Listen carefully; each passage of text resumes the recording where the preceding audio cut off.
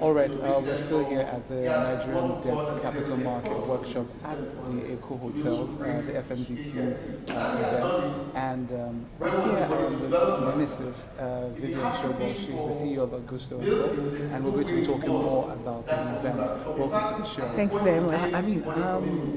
We were talking a few minutes ago, and I was asking you what were your thoughts when you first heard about the event, and exactly because we've seen this market grow, and none of us thought it would be here like some 10 years ago, but it is here. Now we're having a workshop about the debt market. What were your thoughts? Like I said, it was another one of these workshops.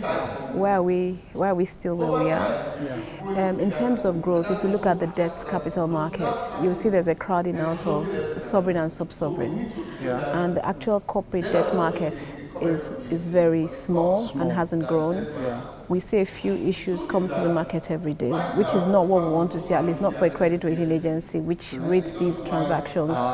So we would have loved to see a more vibrant market, and I think that's why we're having this conference, to look into the issues again and see how can we take the market forward.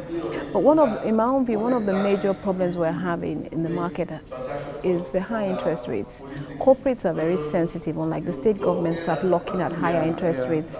The corporate is looking at its cost of production and all other things that go into that. So they're not prepared to lock into high interest rates, a fixed income, a fixed instrument at a high interest rate. So that sort of like impedes the market, and that's structural, fundamental. So it's one of the issues that we need to get around in order to have a vibrant market. That's from the angle of the people listing their bonds. Now from the investor angle, what do you think are the issues? The investors, if you notice, like I said, there's a crowding out. So you can see there's risk-free, low-risk instruments at very high yields. So the investor is saying, "No, this is so attractive," and the federal government needs to borrow to fund dropping oil price. It needs to borrow. Borrow is ever higher these days. So that has crowded out the private sector.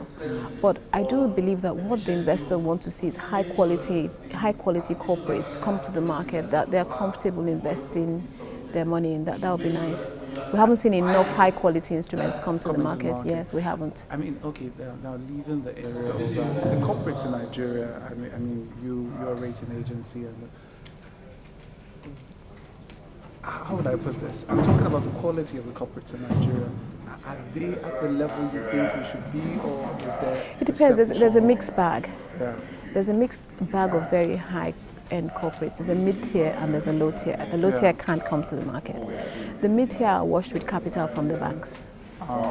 So I see opportunity in the middle tier. So the finest of the best of companies from the middle tier need to be prepared to come to market. Coming to market needs preparation.